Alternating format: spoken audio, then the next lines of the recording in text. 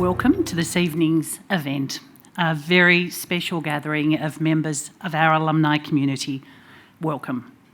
As we gather here this evening in this most beautiful of venues, and as a reflection of this institution's recognition of the deep history and culture of our land, the University of Tasmania wishes to acknowledge the Wurundjeri people of the Kulin Nation, who are traditional custodians of the land upon which this stadium is located.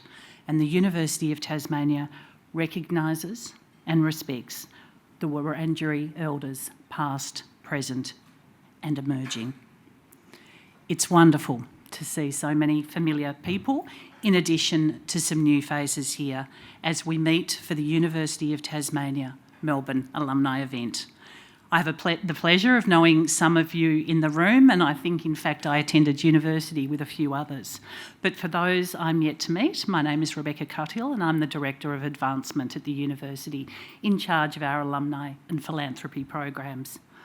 And it's really my great pleasure to welcome you all here. Today we gather to reconnect, celebrate alumni impact, and engage in what I know will be an amazing conversation this evening. I'd also like to extend a special warm welcome to some of our UTAS students who are joining us here from the University Melbourne Study Centre, located just over the road. It's wonderful to have you here tonight, and welcome to your future alumni network. I'd also like to offer my personal thanks to those in the room who have chosen to make a donation to the university. At the moment, we're in the middle of a $50 million 5-year campaign called Sustain, and I'm really thrilled to let you all know, as we come to the end of our third year, we've reached 75% of our target, around $38 million worth of gifts, which is an incredible milestone for our university. And we really could not have done it without the generosity of our donor community. Those people have joined with us to create the brightest possible future for Tasmanians. So before we get underway with the panel discussion, I'd invite you to turn your attention to this most amazing screen here in front of us for a short teaser which introduces our new initiative for alumni, the Career and Life Platform. So what this platform is enabling our alumni to navigate a personal journey and growth, from career development tools to mentoring opportunities and wellbeing. Career and Life is there for you, so please.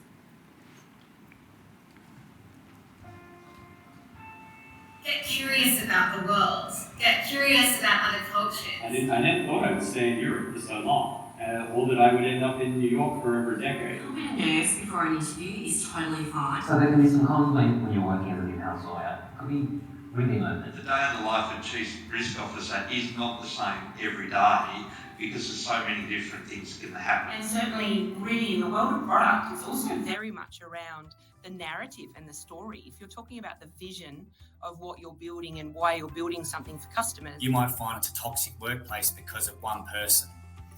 And you sit there and go, well, the workplace is 300 people. So there's a range of support networks out there, and it's really important for people to reach out and connect with them.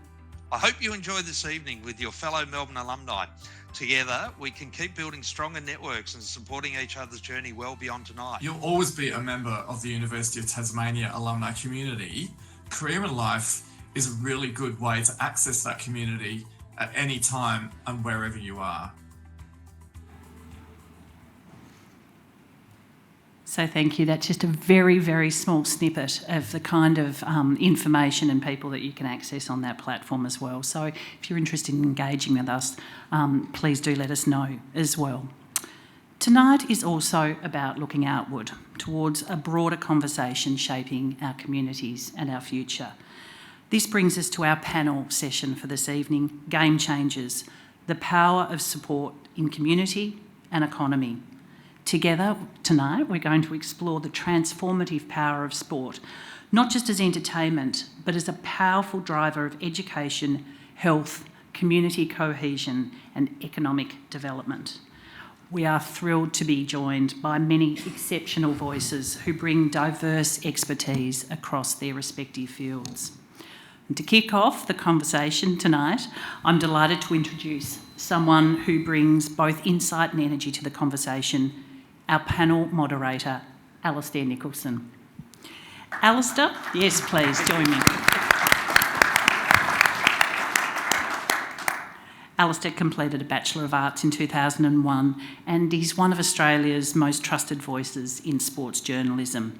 You'll know him from Channel 7 Sport, where he's a leading commentator on AFL and cricket, and from his many years with ABC Grandstand.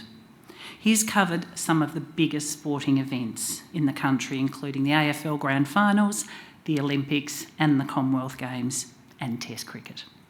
Alastair's journey began in the beautiful Penguin on Tasmania's northwest coast, where he turned his childhood dream into a remarkable career. He is also a published author with 3 picture books that celebrate the joy of sport and storytelling.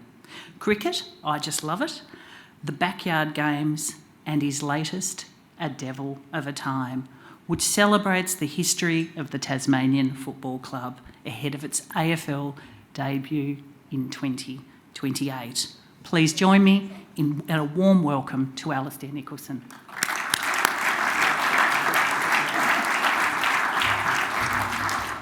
Thank you very much, Rebecca. Thank you for having me. It's a real pleasure to be here. The University of Tasmania should get a warm thanks from the Penguin Golf Club, to be honest, because when I was a kid I wanted to be a greenkeeper, but I put the 4-wheel motorbike in the dam at the Penguin Golf Course, crashed the tractor into the greenkeeper's shed. Thankfully my parents nudged me down the path of university, and it just so happened in 1999 when I first went to uni, it was the first year that they offered a journalism course in Tasmania, and it seemed a natural fit. So I honestly do not know what I would have ended up doing if it had not been for the University of Tasmania and offering that course. So very grateful for that. Amazing panel that we've got assembled here today. Extraordinary. Closest to me, a man who needs little introduction, the most successful Australian cricket captain we've ever had, led our national teams from 2002 to 2011, played 168 test matches, amassing 13,378 runs, the most by an Australian ever, the 3rd most in test history. In one-day cricket, Ricky made 13,704 runs, the 4th most ever, and he captained Australia to World Cup wins on 2 occasions and also 2 Champions trophies. Since retiring, Ricky has become a highly respected cricket broadcaster. I think the best special comments person in any sport that I've ever worked with by a long way. He's a sought-after coach as well in the global T20 arena. In 2012, he was awarded the title of Officer of the Order of Australia for his distinguished service to cricket and his contributions to the community through the Ponting Foundation, which he's very passionate about. In 2024, he was awarded a degree of Doctor of Philosophy honoris causa by the University of Tasmania, recognising not only his sporting achievements but also his extraordinary contributions to community and public life. Not bad for the lad who left Brooks High School in grade 10. He's a proud Tasmanian. He's had a remarkable career. He's a remarkable ambassador for his home state as well, encouraging others to explore its natural beauty and cultural richness. Through the Ponting Foundation, he supported young Tasmanians with cancer and their families and recently launched a new annual fundraising campaign to further strengthen the state's health system. All very important work. Ricky's also a passionate advocate for international education, actively supporting the university's student recruitment efforts in India. Ricky Ponting, everyone.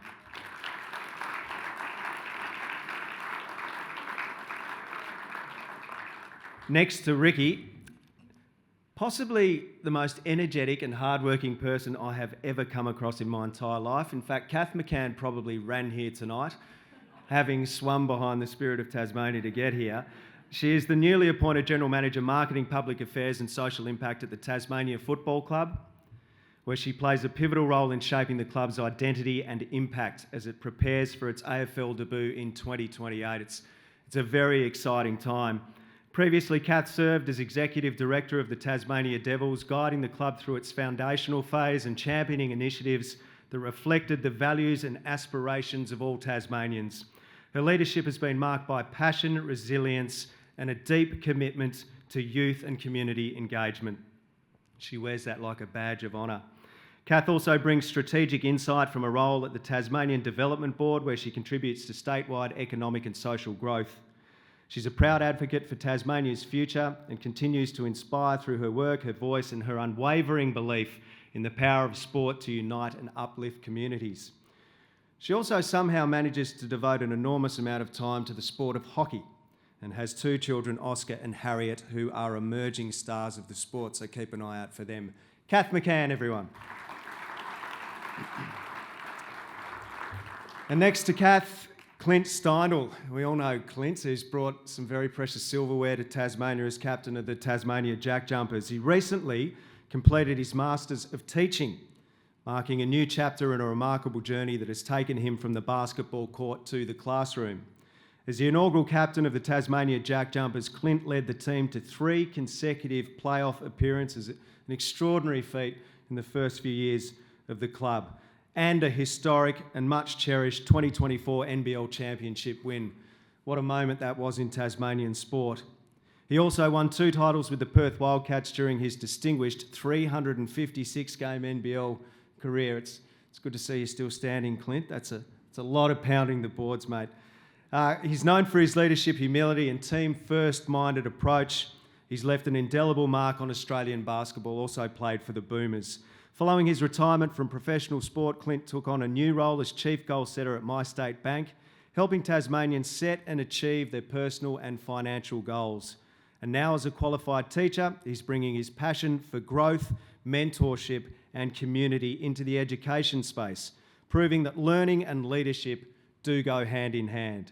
He also continues to support youth development through the Jack Jumpers Junior League. Everybody, a round of applause for Clint Steindl. And our final panellist is Amanda Castray. Amanda is the Pro Vice-Chancellor of Campus Life at the University of Tasmania, leading a team that delivers student accommodation, sport, library, arts and cultural strategy and services for students, staff and community. Amanda is an experienced leader whose career spans public and private sectors in Australia and the UK, including 6 years as Director of Campus Life at Ulster University, where she led award-winning student experience initiatives. She holds advanced qualifications in leadership and commerce and serves on several not-for-profit business and sporting boards. In 2020, she was named one of the top 50 women of influence in Irish sport, and she was a finalist in the 2017 Australian Business Women's Awards in recognition of her leadership abilities.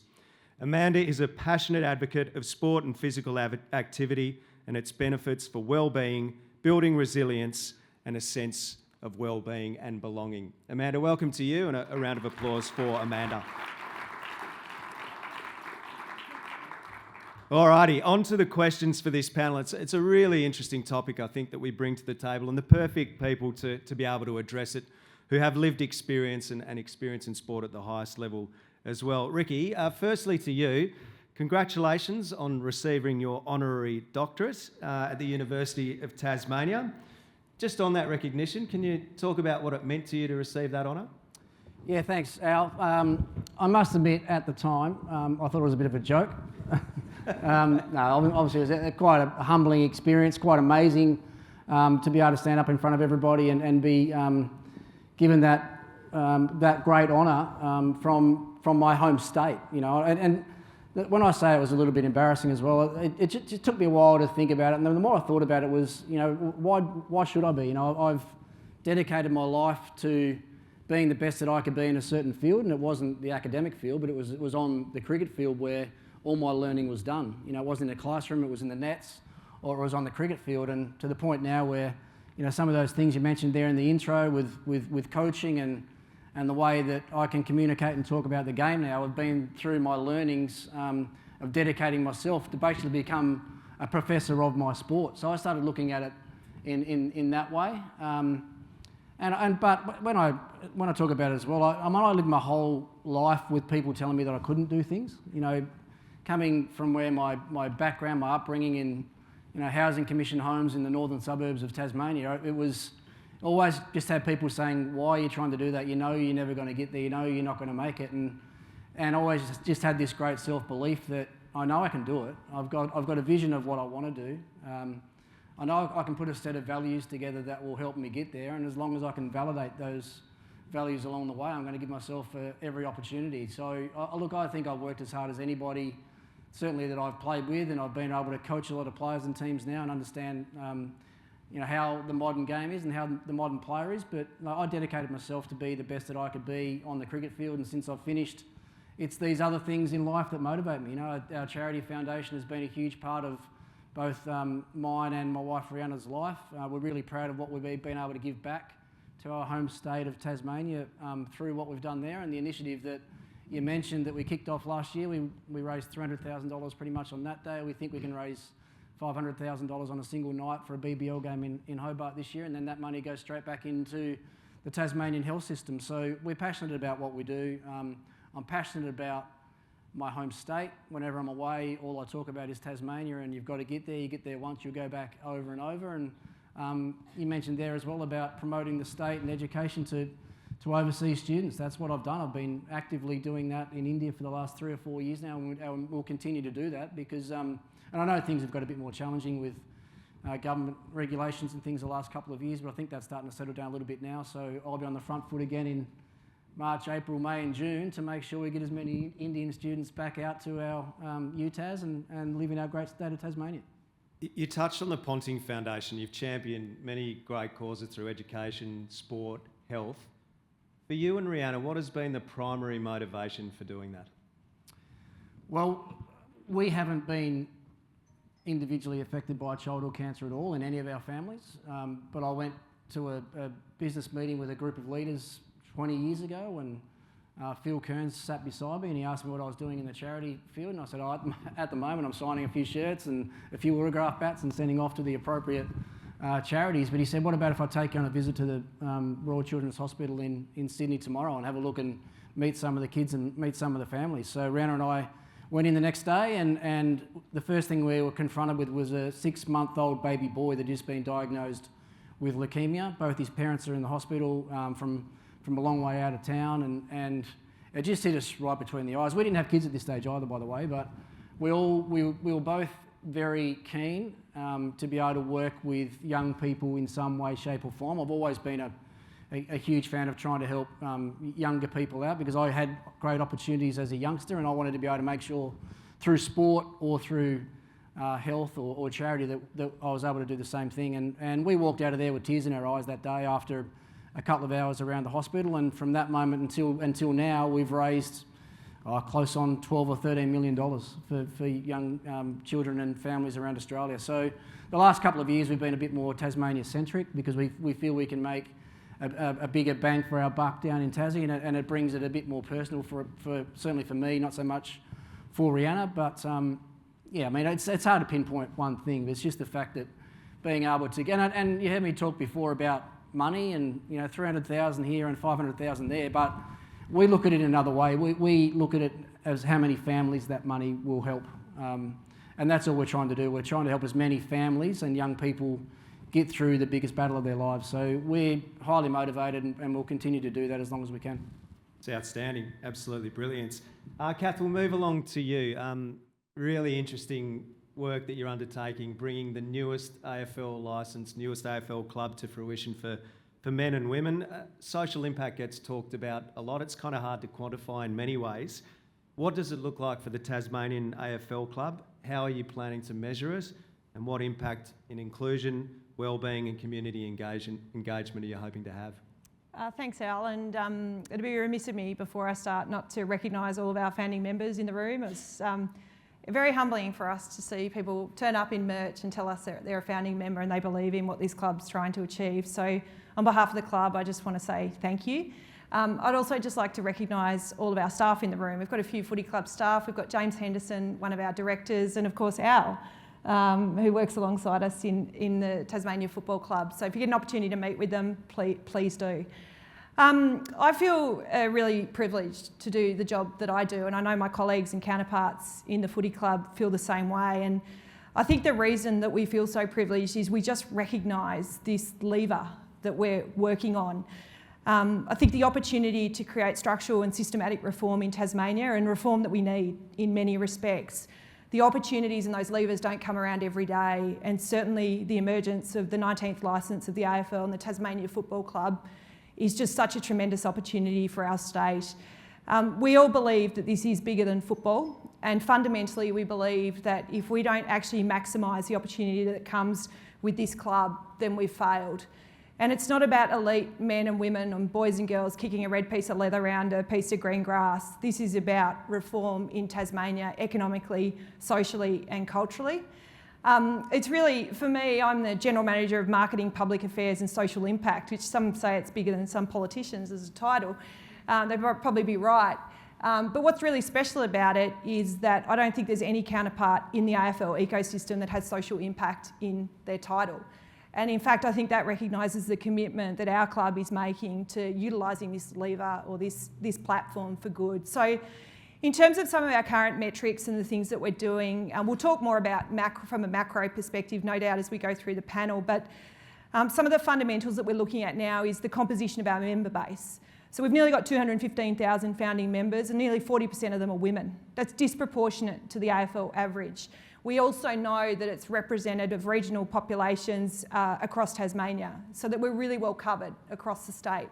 We also know there's 110,000 of them on this big island in 55 countries around the world, and that's interesting. And many of you are expats of Tasmania, and no doubt the football club has become a reason or a platform for you to connect back to home, and so we're very grateful for that. So that composition's important, but so is our workforce composition. By the time we kick off first bounce, we'll probably have 120 off field, we'll have 80 contracted athletes. So effectively, we're catalysing a new industry in Tasmania. And what's really, really important to us is that our organisation is a diverse organisation, but it also is attracting some of Tasmania's best and brightest home, and we're already seeing that, which is tremendous. The other metric, and probably the one that's most relevant for us right here, right now, in front of our nose, is participation. So young boys and girls, older men, older women, volunteers, community organisations getting back engaged with the game of footy. We sit alongside our counterpart sports, and to be really honest, I'm not too fussed about what kids are doing in Tasmania. We've got some wicked problems in health and education, problems and opportunities that I think we're all passionate. You've heard Rick talk about education, it talked about health, and similar, no doubt, Rufus's passion for education. If we can get young kids moving in regional communities across the state, then that only benefits not just the young person, but the whole social ecosystem that sits around them. So since the club launched last year, we've seen a 40% uplift in participation last year, and that's now compounded again. And that's only a good thing for Tasmania. And to be honest, we must see that continue. So there are a few of the measures. We're doing a lot of work in the education space. We'll talk more about that. But really making sure that this club has got metrics in place in respect to wellbeing and inclusion and community sentiment is very, very important, and we know the outcomes will flow. Thank you, Kath. And Clint, with the jack jumpers, I mean, the Tassie Devils have a wonderful example of how you really grab the attention and the affection of an entire state. You've done it so brilliantly, and I know Scott Roth has been all over the island making sure that he's front and centre and every community member knows exactly what the jack jumpers stand for. What's your lived experience of, I mean, this team has been extraordinarily successful in a short time in the competition. What's your lived experience of the impacts that has had on communities? Yeah, it's certainly been a heck of a ride. And the Jackies have been able to show how sport can be so powerful in shaping an identity, specifically within a community. And in my time there, it was just a lived experience of resilience, discipline, and belief that we're able to give to a state of 500,000 there, but also Tasmanians off the island. And I mean, for them to continue that impact, I mean, it goes beyond the wins and losses. The real impact is what they're going to be able to do in community, in health, in education, what we're talking about. And you've got to put that, it's not just a basketball team. You can't just see the Jack Jumpers as a basketball team. You have to put them on a broader platform where they can influence community health, education, and that's something they've done extremely well, and that I'm proud to have played my part in, a small part, but them partnering with the She Foundation, raising funds and awareness around women's cancers, and hearing the stories of everyday women in Tasmania and the battles that they've gone through, and for the Jack Jumpers to dedicate an entire week and then a game in that respect. It just goes to show that the power that sport and a sporting club can actually have on a community. When you tie it back to education, I mean, the amount of school clinics that I've gone to, gone into the classrooms and trying to make an impact, and that's where professional athletes and role models can really have an impact. I mean, you go in there and kids will ask you all kinds of questions. Do you play video games? Do you play 2K? What do you watch on TikTok? And it goes on, and I've definitely found that as a teacher as well. But if you can kind of shift that narrative into, you have an athlete who shows a love for reading, writing, influence that on the students, then their questions start to change. Who do you admire? What's the best piece of advice you've been given? What do you do in your downtime that isn't playing video games? When you can start those discussions, that's when professional athletes and role models can have a massive impact in the classroom within education. And so that's been a major part of the ride, not just the wins and losses. The legacy will remain in what the Jackies can do in the community. Yeah, I mean, you guys have given... Tasmania hasn't had too many national level sporting teams before, so kids now in their own backyard they might see you at the local shops. They Absolutely. can go and watch you train. All of those things that leave a lasting impact on young people, and it's not a fly-in, fly-out model. It's genuinely something that they can connect with and own and feel a part of. So over to you, Amanda. How does sport, from your perspective, intersect with educational attainments and the economic element attached to that? How do you see that? Yeah, thank you. And this builds nicely. It's like this panel was designed for this question, but sort of building on what Ricky was saying earlier, we see sport as obviously a catalyst for change, but also as a pathway into higher education and into education generally. And so, we have some educational attainment challenges in Tasmania in particularly our Year 12 leaving sort of rates and getting our sort of local students into higher education. We see sport as a gateway, and we're very keen to work in community and with schools and with many of our clubs on encouraging the university being seen as a place that everyone belongs. And so I guess from our perspective, sport is a great equaliser in that sense. It breaks down barriers. No matter where you live, your background, we see sport as a way and an avenue to encourage students to see themselves at university. And we are having some success with that, and actually building on from the interest from the Jack Jumpers, we've seen a massive interest in students across Tasmania wanting to come and play with our University Basketball League, which is a precursor into the NBL. So, 30 women started at the university in 2025 because they wanted to play in UBL. And I'm really excited to say our women's team and our men's team won the quarterfinal UBL games today in Hobart. So that's exciting. Nice. Yeah. So I guess from an attainment perspective, we see, sport as a really important way of actually guiding students into higher education and supporting them with dual careers. And most of our athletes, we have 80 elite athletes in our program at UTAS. Most of them would be studying not sport or any sports related degrees actually. They're studying a range of courses from paramedicine to teaching to engineering. And so we do a lot of work to help support them both as athletes but also to succeed at university. That's our elite athletes, but we're very keen to increase participation generally in physical activity, and we see that kind of role of sport and physical activity is absolutely crucial to sit alongside, your academic journey and your learning as well.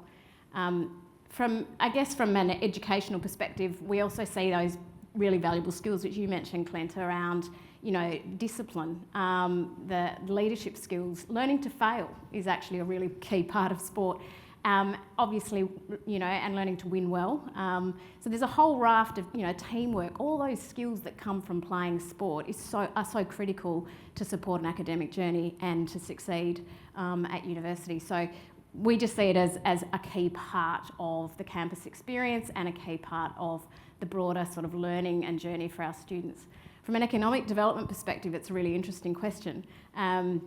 Obviously, we see the impact that bigger kind of sporting clubs are having in Tasmania, which is absolutely incredible. And having been overseas for 6 years and to come back and watch a bit of the Devils development and the Jack Jumpers' success from overseas, it was just brilliant to come back and experience that. And obviously the Hurricanes too it's always in the media. So we've got such a brilliant base to build upon, and we know the economic and regional impact of those clubs, both in terms of, as Cass mentioned, the social impact, but also from an economic perspective, tourism, events, jobs, hotel rooms are full, retail precincts are developing. So I think there's lots of great opportunities from an economic development perspective, but also for our students it means more jobs, more opportunities, like yourself, Alistair, in terms of the skills and the opportunities in the workforce for our students that comes from sport. There's also that other angle which I'm really keen to mention around innovation. And I think one of the advantages for sport is, you mentioned it as the great sort of, it intersects across so many different sectors. Innovation is a really big part of Tasmania and doing things differently to solve problems. And I think there's an opportunity for us to be really looking at sports tech, for example, and that's something that we're looking to have more conversations about. How do we actually use the expertise that sits at the university, both in terms of research and teaching and learning, and then link that through to sport to solve some big problems. It might be in performance analysis, it might be use of VR, to improve, the batting or bowling, or, it could be, any of those sorts of things around sports tech. So it's, a massive business now across Australia, and we'd love to see that built in Tasmania. Amanda, I think the first port of call might be the AFL ARC. We need to do something about that. Try and get a bit of better vision attached to some of those replays. Ricky, you've seen grassroots sport. I think most of your childhood was spent in the change rooms at the Mowbray Cricket Club, causing mischief and pulling out the senior players' bats and bits and pieces, but you've also seen it at the elite level. So you're well aware of Tasmania's rich heritage, what's been achieved in sport. How do you harness that to try and drive real impact in Tasmania right throughout the state? I think it's one thing that our game's probably been a bit guilty of. I don't think we've had enough access to the players back into clubs and grassroots level. And some of the things that have been touched on already, and I talk about the foundation game we did last year. I took 4 or 5 of the Hurricanes boys over to the hospital, and that's their first taste of seeing it in person. And the moment that we walked out, they said, I can't believe we haven't done this before, and why are we doing more of this? Like, why aren't we being used more in the community around that sort of thing, but around just getting back into your clubs and even going, not just your local grade club, but get out into the more remote communities and help promote the game. Because one thing with the success that we're riding in Tasmanian sport now, we have to be maximising that. We've got to be making the most of that. We with the success that Jack Jumpers have had, and listening to the success rates there and participation rates in AFL footy, the Hurricanes on the back of last year need to be a bit more proactive, I think, and get out there. And it's not that easy with the game of cricket. You don't have a lot of stars, but the ones that you have got, you need to use them and get them out there more. And once you get them back to the clubs, I mean that, and I've seen it firsthand. I mean, the last season that I played, Sheffield Shield season, I went back and played a club one grade weekend, which is the only weekend available for the year. But we had 5,000 people turned up at a grade game, and it's not the people that come and watch; it's the kids that are there, and the kids come in the club, in the change rooms with you, and it just creates this environment around a club that you don't get otherwise. And we shouldn't, as retired players and current state players, we shouldn't expect that it's just going to always be that way. We have to be more proactive with it. I love the word innovation that was used, because I think that's one thing that sets Tasmania apart from other places. When you're from a smaller population, you need to look at things in a different way, and you need to do things slightly differently. And I think I'll give you one example where cricket's been able to do that in Tassie. My whole playing days, every pre-season we either went to Darwin, or we actually a few years we went to Zimbabwe in the wintertime, because you can't train on turf wickets in Tasmania in the winter. So the last couple of years they've been able to build like a marquee over the turf nets at Bellerive Oval, and been able to train on turf wickets at Bellerive, so you don't have to go anywhere. So little innovative things like that. And as we know, with sustained success and growing team, or growing, you have to have the right people in the right roles at the right time. And I think Tasmanian cricket has had a lot of success over the last 20 years, let's say, in the male program and the female program, and that's been because of the people that we've had involved within the organisation. And if we haven't had the right ones, even if it's playing staff-wise, we've been innovative enough to bring the right ones into that system to build and grow around. Now, some of those players come from interstate as average players, end up playing cricket for Australia out of our programs. And there might be another one that happens in the next few weeks. Jake Weatherall's a good example. Moved to Tassie as a 28-year-old. I think he's 30 now. There's every chance that he might get picked in an Ashes Test match coming up in a few weeks' time. So I think as a game in general, I can't speak on behalf of the other codes, but I think we need to pay more attention in our game, especially with the competition we have in Tasmania now. And it was one of the big reasons I took up the head of strategy role with the Hurricanes a couple of years ago, was because we knew we had to get moving quickly. With the Jack Jumpers doing what they were doing and the footy club starting up, it was like, if we don't get moving here and bring some silverware in of our own, then we might be the ones that are left behind. So thankfully, the Hurricanes got the job done last year, and hopefully we can build on that. And I think we've already seen with that as well, the fact that we've been able to keep a group together down there, whether it's state Tassie Tigers or Hurricanes now, it's really become a place that, like I said before, when you get people to travel to Tasmania, they'll keep coming back. When we get cricketers to move down there, they don't want to go. They love the environment, they love everything that the state has, and then it's up to them, as I said, to do whatever they can to promote the game at the grassroots level to ensure that we continue to grow great homegrown talent. Yeah, it's certainly been one of the most obvious things about Tassie cricket is the culture that's set up there, and as you say, the number of players that have come from interstate and gone on to higher honours. You could list many of them. Kath, in terms of social impacts, you've touched a little on it. What are some of the strategies that the club has in place, and even some of the work that you've already done in communities to ensure that you are really driving that social impact that you hope to create? Yeah, we'll be embarking early in 2026 on the development of a theory of change for our club. And that will be to add some academic rigour, longitudinal evidence basis around the activity that we do put into market. That's going to be really, really important for us, not only in terms of us making sure that we're not, a mile wide and an inch deep, but we actually go deep into the vertical. And the issue will be education as a core focus of our club. So we're going to do a bit of work in that space, and we do believe that there's a genuine opportunity not just to make an impact, but actually to generate philanthropic funding into the Tasmanian community. We know that a lot of philanthropists more broadly are looking for sport as a lever, and if our club can set up a really robust evidence-based model that we measure, we think that presents a tremendous opportunity for Tassie. But we haven't done that yet. And so what we've been doing over the last probably 24 months is really feeling our way in respect to a number of initiatives, and we've started to see some extraordinary results. So there's a couple of examples that I can probably share with you, and one of them is the establishment of the Tasmania Academy of Leadership and Sport.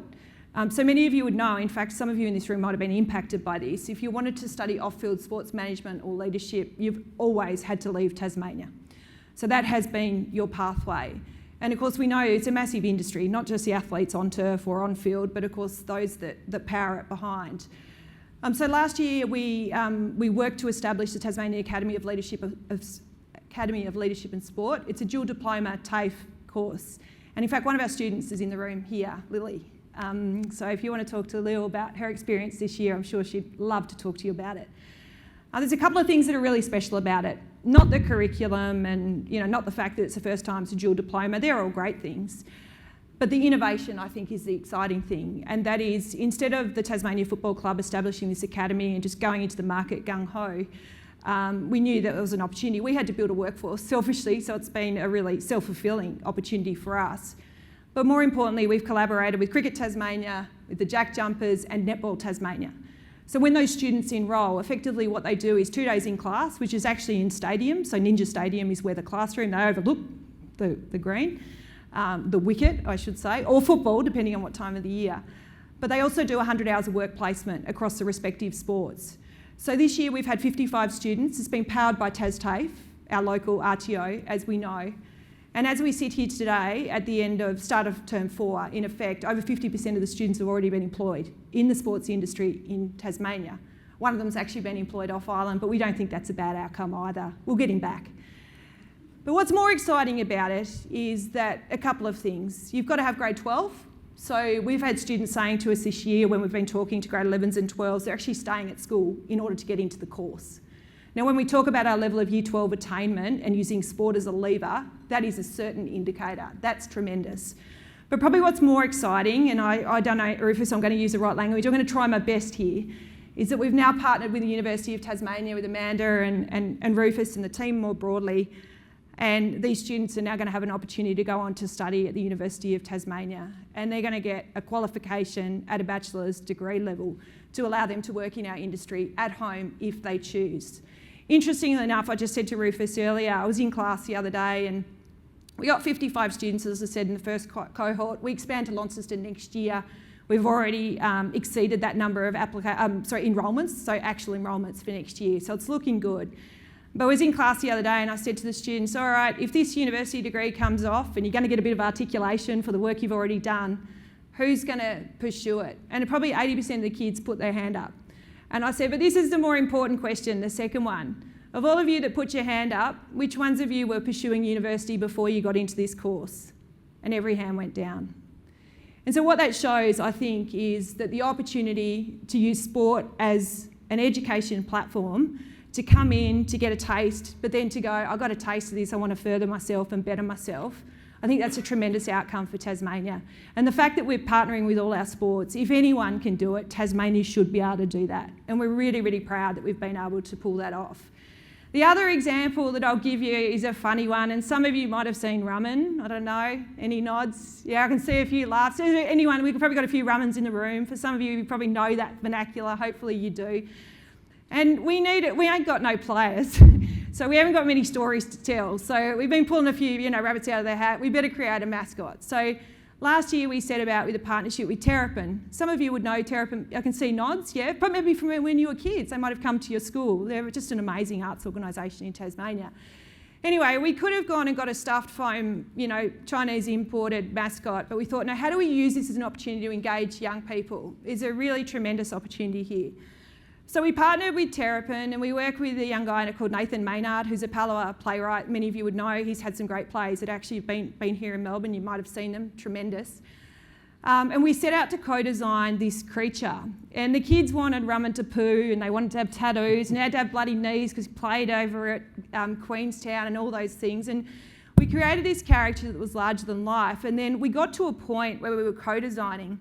And a couple of really special things happened. The kids came up with an idea about why don't we, Rumman, have you seen him? You seen Rumman? Yeah, it made international news, got quite a bit of a headline. If you haven't, look up Rumman. Fully sustainable and made from recycled school uniforms from students all over Tasmania. So they've actually donated the uniform to represent themselves in our creature, which is a representation of who we are. So that was really exciting. We went out to New Norfolk District High School. Some of you would know New Norfolk. It's a lower socioeconomic area, definitely low attainment and actually low attendance when we look at the school there. And it was so very, very special because I went in, doing a residency and we had the art students and the sports students. Now, put your mind back to grade 9 or 10. I'm tipping you're playing cricket, not hanging out with the arts kids, yeah?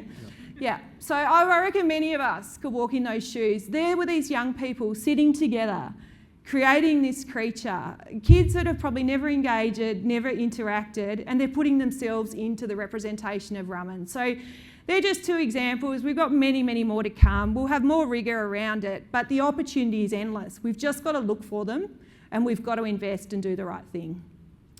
Speaking of schools, yeah, Rumman's an absolute. He is a proper Rumman and a fantastic, one of the best mascots in the league, as much as he's a little bit misunderstood over here. I think many of us in this room were called a Rumman as youngsters, and when that mascot was named, I thought it was absolutely perfect.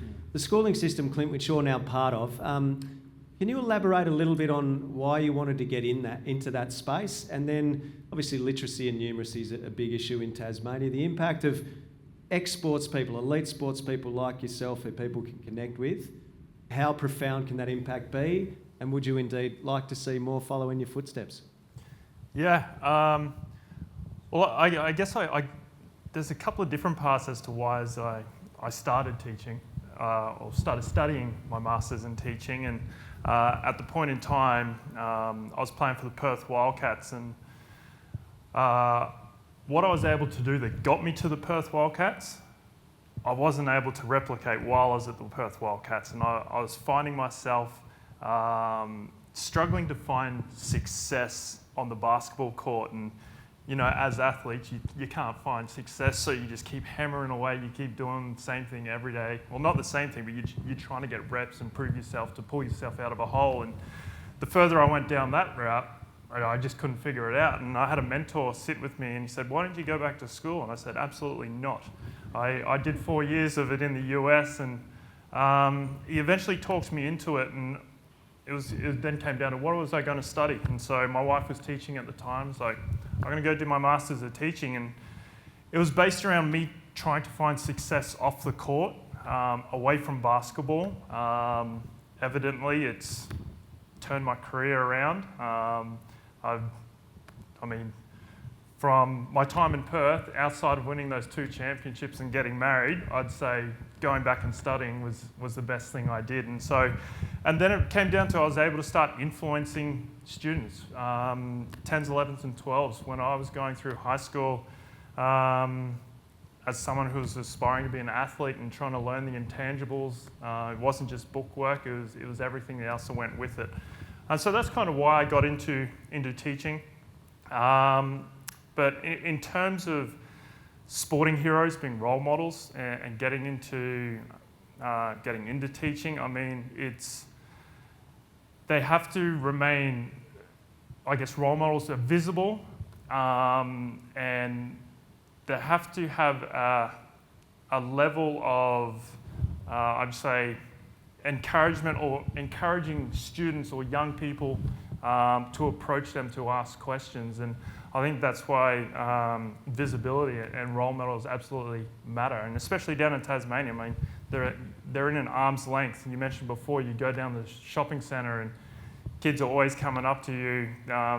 You probably met them at the game, and they remember you. You remember their face, and you're able to attract those kids just through your personality. And but in terms of sporting heroes continuing into teaching, I mean, they can play such a pivotal part. I mentioned before, through resilience, discipline, like a team-first mindset, you can take those intangibles, you can teach these kids some powerful things that just isn't book work.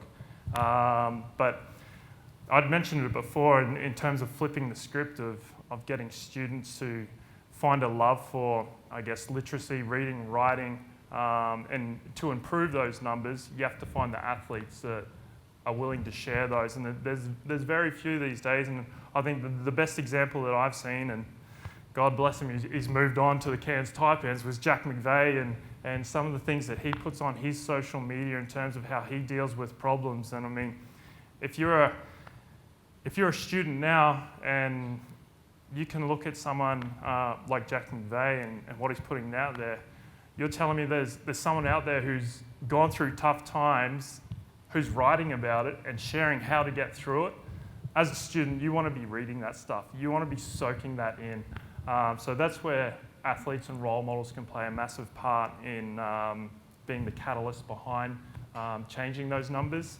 But then it comes down to, I guess, a systematic approach in terms of resources, teacher education, funding, direct instruction teaching.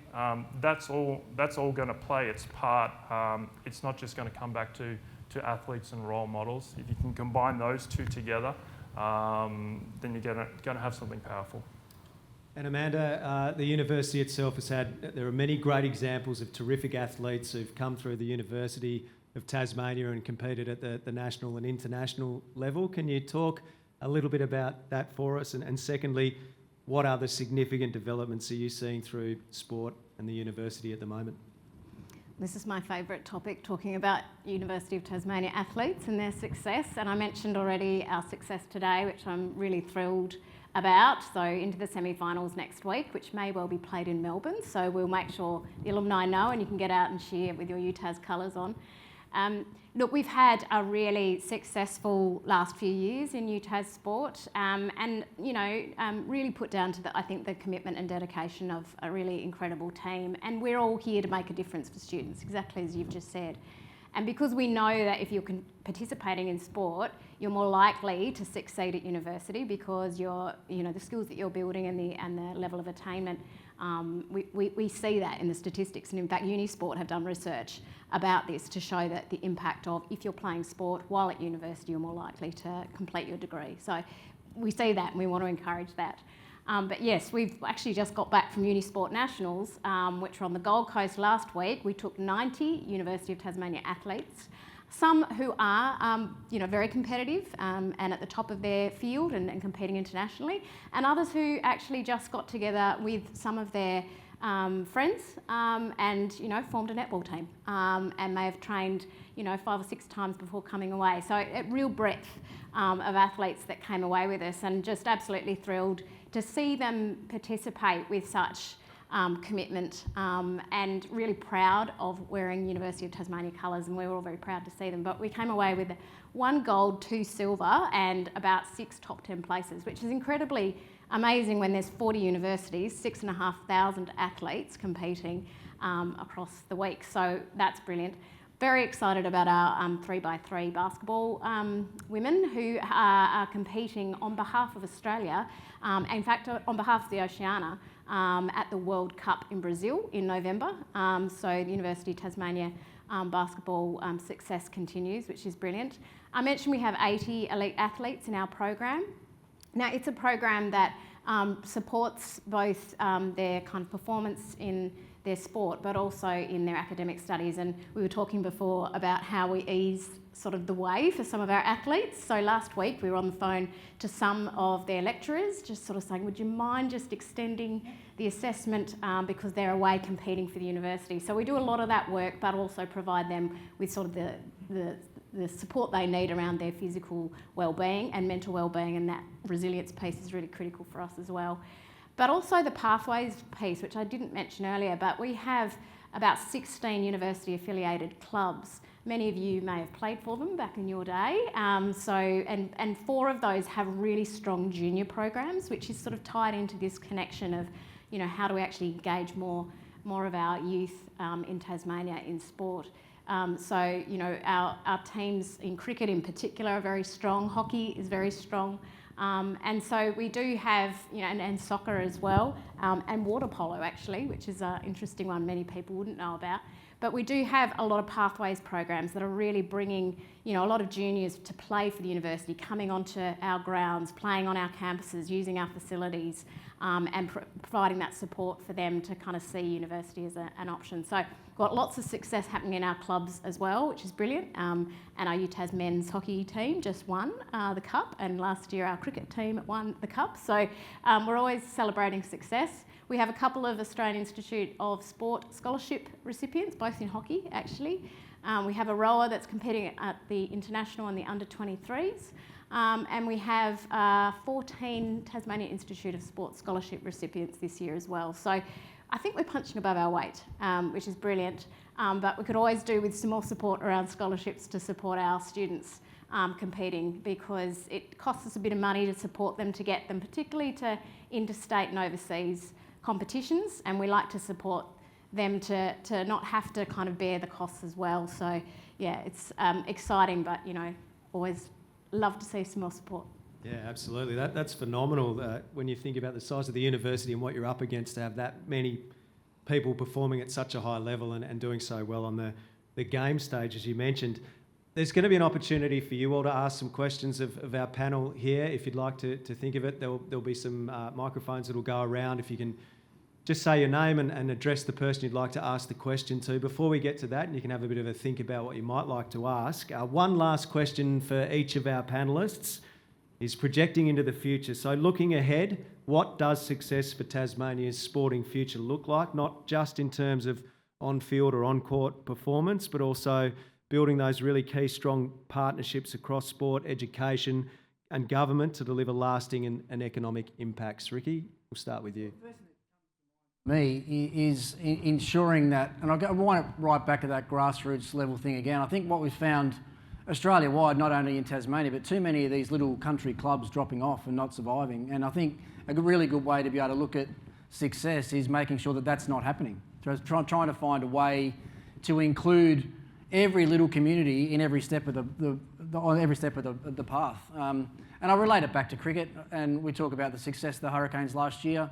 Talking to everyone at Cricket Tas, they seem to think because we engaged our foundation with the Hurricanes, that the Hurricanes had engaged the community more, and it had actually had something to do with the success of the way their whole season panned out, and having 18,000 people or 16,000 people turn up to the final just with a little bit of simple community engagement. So I think that's a really important thing to me, because I've seen it, and I've been, even in Tassie with my local golf club, my local cricket club, I've had lots of financial battles through the years and always found a way to just get through. But for me, it's not about just getting through. We've got to find a way to make these little clubs, communities prosper as well as they possibly can, because they will be the only thing behind sustained growth and success in our state. The more of those we start to drop off, the less participation we're going to have. These little communities where so many of our great sports people have come from, they might not be there anymore to provide those star players. So I think that's one thing that I would sort of look at is full community engagement from top to bottom and northwest of the whole state, and making sure that we're doing the right thing that we can to promote and use our stars and promote our game the best way that we possibly can. Kath? Yeah, I think in Tassie sometimes we can be a bit binary in our thinking, and not only binary, you're on one team or the other, but you hate the other team. And you've all seen it play out in Tassie. I can see a few people nodding. There's probably a few political debates at the moment that might sort of fit into that camp. I think the opportunity for sport is to unify.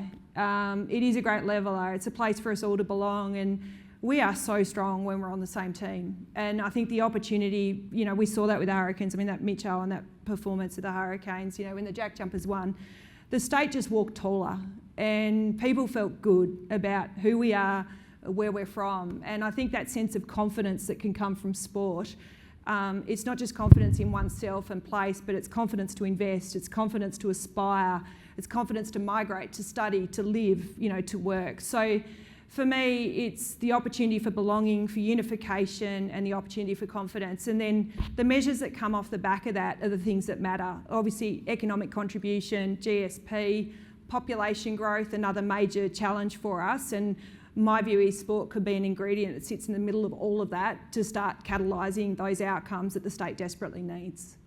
Well said. Clint, what do you think? Yeah, well, it's... you'd mentioned Scott Roth going north to south, and I don't know how many times I've heard him bloody say it, driving that corridor, and he's talking about AFL and cricket, and then Bogues and Cascade, and I don't know if he was trying to be a basketball coach or he's going after Rockcliffe's job, but he had to connect the state. And as much as the Jackies were based down in Hobart, the heartland of basketball was the northwest coast, Burnie Wynyard, Penguin, Smithton. And so Ricky had mentioned it, whether it's grassroots, but encompassing that whole state and community and getting everyone, not just the people in the south behind something, people in the north behind something, getting everyone backing the same thing. And I think that is starting to come into fruition as long as these sporting codes and clubs are doing their work of driving that corridor and bringing the community together and bringing them along for a ride. Because as you can see with what the Jackies have done, the Hurricanes have done, people want to belong. They want to go on that ride. They want to feel the emotions. So if you continue to connect that, and AFL rolls in, women's national basketball team coming in next year as well, I mean, the sport's going to be there. I mean, everyone talks about Tassie's always punching above their weight. I mean, it's a great value to have and to hold on your sleeve, but you're getting some resources and some teams that are going to be competing with the best of them. If the community's connected, then that's what's going to drive it. I think that's one thing we all love, isn't it? To see a Tasmanian performing on the national or international stage and that form of connection. He or she's one of ours, and that's the same with the sporting teams down there and what they can provide. Amanda, lastly to you. Yeah, sport is can be transformative.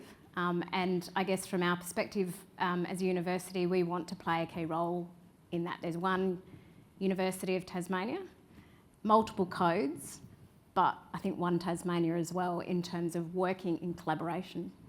So Kath mentioned unifying, but I think if we all work together, we have that advantage where we're not competing, actually. The codes aren't competing in Tasmania because we only have one team in each of the codes, whereas here you've got multiple teams competing against each other. We've got that opportunity to work together and collaborate.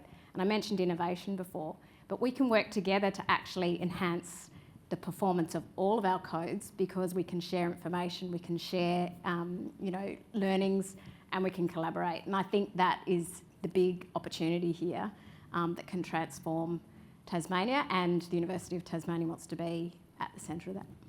Absolutely brilliant. That's all I've got, so it's time for the really good questions, I reckon, and they will come from you, our audience members. Fantastic to see you all here and really appreciate you coming out. There are some microphones going around. Firstly, down the front, if you could just say your name and who you'd like to address the question to, please. My name's Andrew McLeod. I have two questions, if I have one really, really niche and one broad. The niche one to Amanda, you just piqued my interest on two words, water polo. When I came to the University of Tasmania in 1988, there was no swimming and water polo club, so I founded one. Can you tell me what the water polo has become while I've been away? And the broader question also for you, Amanda, is I'm a believer that university is an education, not just an academic one. I've been involved in a university in London that's city-based and on the board of another university that's campus-based in the UK as well. How do you maintain campus life and that non-academic education as the university expands to the city model rather than what it used to be, the campus model? Great questions. I'm looking at Lauren Jauncey because her daughter, I think, plays with the Honey Badgers maybe, or one of the farm girls at least. So yes, the Honey Badgers, which are our water polo team, are hugely successful, our club, based out of the Aquatic Centre, and they have multiple junior teams and then one seniors team. So very successful, and the majority would be female participation. So yeah, really strong club.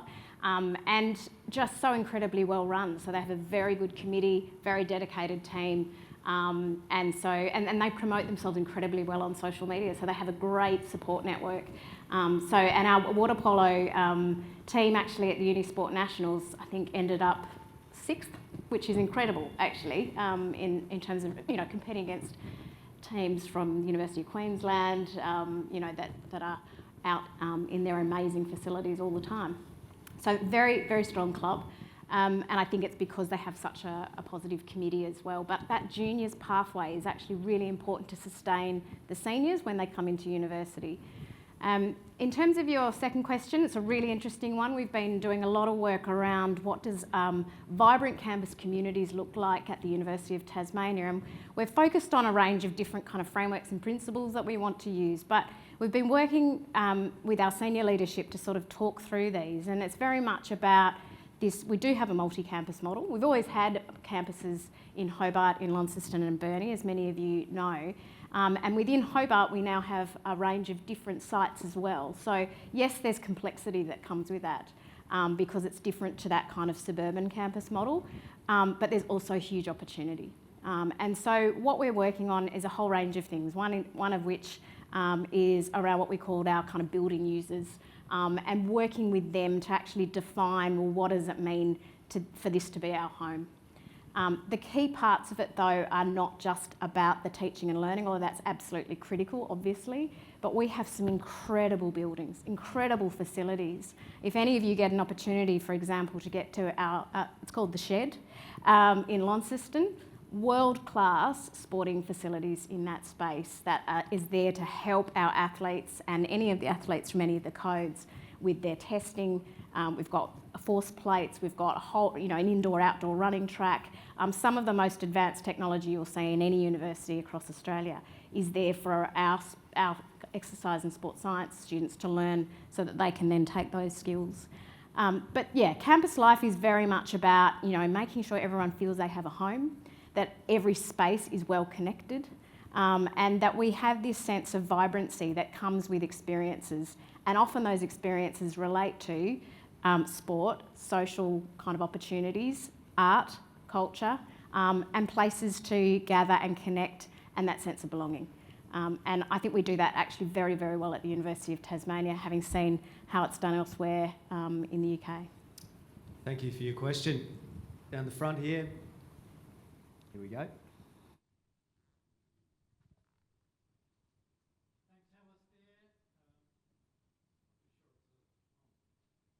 Graham Booth, Engineering, 1978. I'm inspired. This has been truly inspiring set of speakers about what sport can actually do. So I'm risking at lowering the tone a little bit. I'm an ex-AFL member. The reason will become clear. So my question to anyone really on the panel, Alastair, is what have we got inspirational that can keep sponsorship from gambling enterprises out of sport? Anyone want to take that question? That is it. This has turned into the National Press Club all of a sudden. No, Mike can't answer that question. No. I reckon if you give the NBL a TV deal like the AFL, we might be able to get rid of the gambling. I think it is probably a question that goes back to the games administrators probably more than the panellists that we have here tonight. But yeah, totally understand what you think, because it's all pervasive, isn't it? It's everywhere when you watch the sport these days. So the AFL, I know, would say that it gives them a greater line of sight on dubious behaviour, but there's also a lot of money that floods into the game. So it's a very difficult question, I think, for this panel to address. Yeah, okay, yep. Happy to talk a little bit about the football club and the work that we're doing around really understanding our Devil's Why and our Devil's Way, as we're calling it, which in effect is our purpose and values. And so we've done a tremendous amount of work. We've co-designed that. In fact, it's been led by Lauren Jauncey in our team here. She's done a beautiful job around really understanding what we stand for, but also the values and behaviours that we want to see within our club. And that's obviously inside of the club, but it's also got our member behaviour, our partner behaviour, everything that extends from our community more broadly. So that's really an important piece of work, because it becomes the North Star around how we behave, yes, but as I say, who we partner with. Now, policy and the like will flow off the back of that. We're just in the process of developing commercial strategy, and I think everyone would agree when they look to these inspirational organisations and clubs, they want to see alignment in who they partner with. So that's the work that we're doing, and we're absolutely facing into those questions, and sometimes those questions are really tough.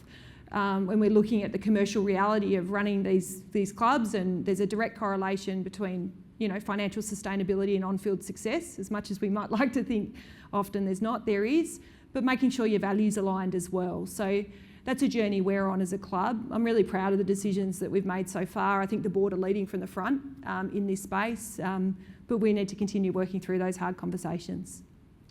Thanks for the question. Thank you, Kath. Might go to the middle of the room. Yep.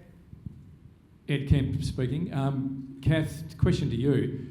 David Parkin, sort of going back 35, 40 years, really pioneered the idea of preparing for life after sport whilst you're actually playing. Can you talk about how the club's going to help young men and women, A, become elite athletes, but at the same time make sure that at the end of their journeys they're well prepared for what happens next? Yeah, thanks Ed. It's nice to see you. We actually announced 3 athletes last week, and the third one was Robbie Fox on Friday. And some of you would know Robbie. He's from Penguin. He's had a tremendous career playing for the Swannies up there, and he's coming home to play in our VFL, but he'll also be working in the club. So there's a nice direct example. We're working really carefully on what is our value proposition for athletes. And one of the things, and I know Brendan's really passionate about this, is we want athletes, high-performing athletes want to be elite at their craft. That's kind of what you want. I'm sure I've got a couple sitting around me here. And making sure that we provide the environment, and that's just not the physical on-field environment, but the holistic person, and that we want to support them in every respect. And obviously we'll be doing everything we can. Facilities and coaching staff and the culture of our organisation are really, really important to the on-field. but more broadly, how we're integrating into the community, partnering with the university. We've had conversations with both the university and TasTAFE around wrapping education programs around all of our athletes. And ultimately, James Creek, who's in the audience here, as well as our commercial manager, but really tapping into business partners in Tasmania as well to provide work experience and other opportunities for our athletes. I mean, we're in Tassie, we're so connected, we should be able to do that. And so when we go out to pitch to these athletes, we're selling a much broader value proposition. We know they want to be elite at their craft, and it's really important that we provide everything around, achieving that. But we also know that the average lifespan of an AFL and AFLW athlete is a moment in time, and it is our job actually to prepare them as whole people for what comes next. So we've got a bit of work to do in that space, but it's at the forefront of our thinking. For many of you, you'd know Brendan Gale, our CEO. He's an extraordinary person, a great leader, and he's about whole people. And that will no doubt flow through into what we offer to our athletes. We've got time for one more question, I think.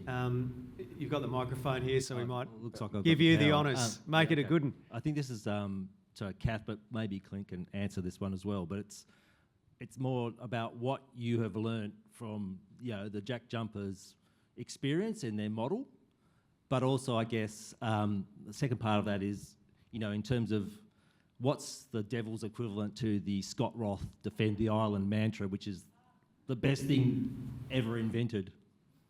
Yeah, nothing like creating a common enemy to galvanise, yeah? We're pretty good at that in Tassie, eh? Look, I can't speak more highly of the Jack Jumpers, and I'd particularly like to recognise Christine Finnegan and Karen Nylander, actually, two amazing women who really led that organisation off-field since inauguration. It's just been 5 years, I think, just this week. And the impact that they've made's been tremendous. I think what we learnt really, and Clint's touched on it, is that you've got to show up in Tasmania. It's all well and good to say you're about community, but unless you get on the highway and you turn up in community and you're relatable and you can be present with Tasmanians, and we talk about playing big and playing small, you've got to be able to have those conversations, whether at Mowbray Cricket Club or you're meeting the Prime Minister at a test match or whatever it might be. So turning up's important, and certainly from our club's perspective, we've created, almost by accident I might say, a bit of a repeatable methodology around how we engage with community. And what that looks like for us at the moment is we do quantifiable work, so we go out and ask, so we get survey input, and we've got tremendous engagement, and we actually listen to it, would you believe, and we act on it, so that's important. But it's not good enough just to do quant. In Tas, you've got to turn up. And so for the last 2 years, we've done 2 really comprehensive roadshows across the state where we get into communities and we just listen. We story tell and we relate with the community. The first one was all about launch of the club, so all of the input that we utilised. In fact, Al's been on both of them. We've had a tremendous time getting in every nook and cranny around the state, and we hear some fabulous far tales and meet some quite unusual characters, as I'm sure you'd all appreciate. But it's so incredibly important because not only we get that relatability in terms of understanding the qualitative evidence on the market, but it actually keeps us grounded about who we represent. And I think that's really important in Tassie because it is very easy to get caught in the Salamanca set, sort of latte sipping, and you forget that 20k out of town, we've got social disadvantage that just shouldn't exist in and around a capital city. So, and that's all the way across the state. So we've kind of created this methodology, but the key thing for us, we're a decentralised state, so we have to be decentralised. We know we're a whole of state club, which means we have to be whole of state and we have to show up. In terms of replicating as Scott Roth, I don't think Scott, I reckon they broke the mould when they created him, mate. Who would have thought this Californian guy turn up in Tasmania and become bigger than the Premier, maybe bigger than the Prime Minister? He's played such a leadership role in our state, and I think the learning is the quality of good people and people that understand our purpose and our why. And for us, knowing Brendan, it won't be one person. It'll be every person in our club, and that is the key focus, and making sure that the good character test, we probably use that, we use other words sometimes when we talk about those policies, which I'm sure you've all heard, but that's the fundamental. The subject matter expertise is important, but we need good humans that are prepared to turn up and represent our community. We've just done our work on our purpose. I'll give you a little snapshot on it, but it's about honouring the map and inspiring the future. And so we need to buy into that, and every single staff member need to see that as their North Star. Yeah.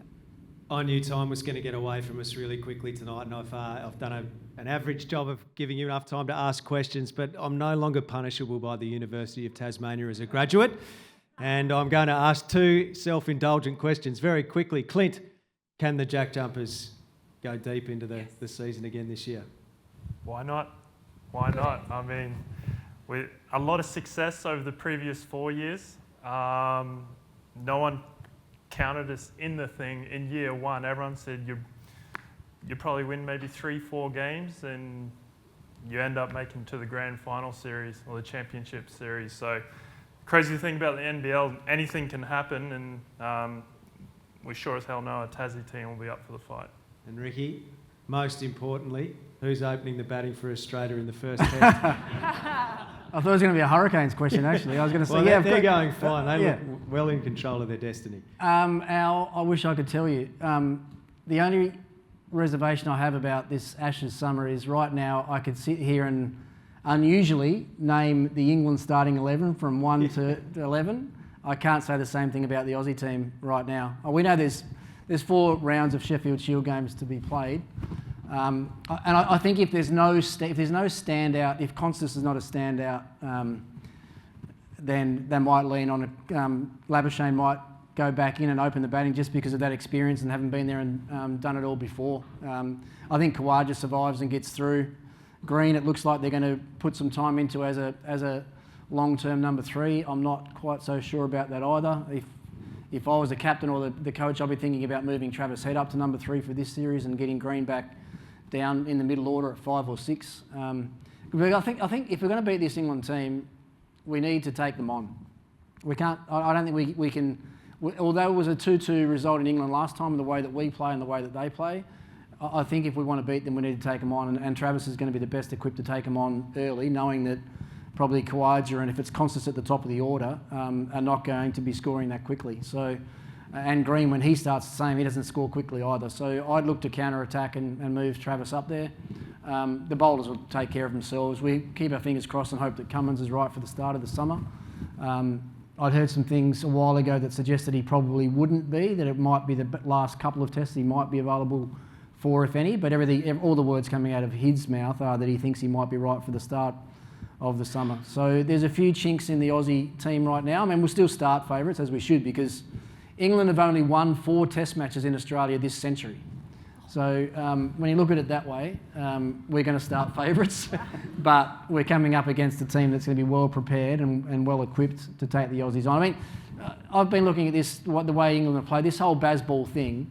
The only reason Brendan McCullum has instilled that into this team is with the Ashes in mind. He's got those guys playing in a way that he knows you have to play if you want to beat Australia in Australia. So we'll see how we go. It's not far away now. It's getting pretty exciting, and we'll keep our fingers crossed and hope that those Aussie top-order batters start making some runs in the Sheffield Shield. But, I mean, wouldn't it be a great story if Jake Weatherald is the one that does it? You know, moving away from South Australia where he's been played a lot of cricket there and getting a fresh start in Tasmania, that'd be a great story to tell.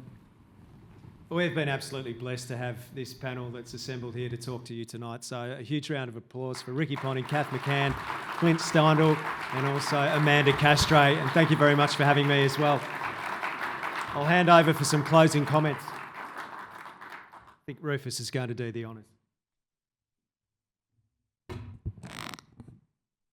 Thank you very much. It was a real treat tonight to hear this set of panellists talking about really the connection between community and sport. And from the university's perspective, it's an incredibly real connection. Before actually the Jackies had a name or the Devils had a name, they came to talk with the university about what we could do together for Tasmania. And that was the starting point of the conversation. And it was built of a really shared sense that we all had to work together because there were things that definitely needed serious attention. When barely half our kids finish school, where that's the average, where half the adult population is still illiterate, where we've got now down to the hundreds of people, of students doing things like maths or physics or languages, sometimes down to the tens, education's in a crisis. And it has real social impacts. And Kath kind of touched on it.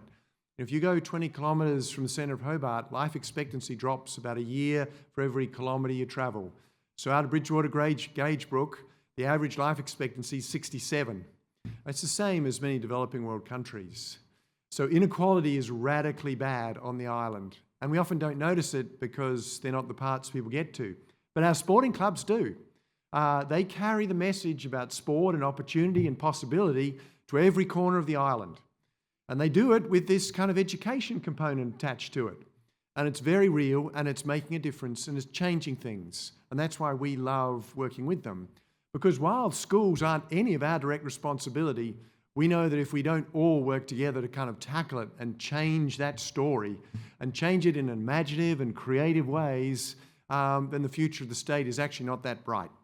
And it is changing it, and these clubs are remarkable because they brought a different kind of ethos to sport, to what community is about and what possibilities can happen.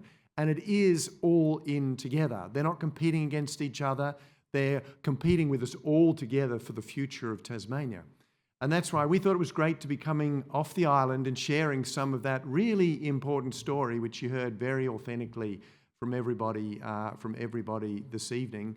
And that your university, it's not just a university of Tasmania, it's a university for Tasmania, working with Tasmanian organisations to create the best possible future we can for the island, and joining our forces with these extraordinary organisations doing great things for the future. So thank you everyone for giving all your time and all that you do every day to work with all of us together to make Tasmania a better place. And thank you everyone for joining us this evening.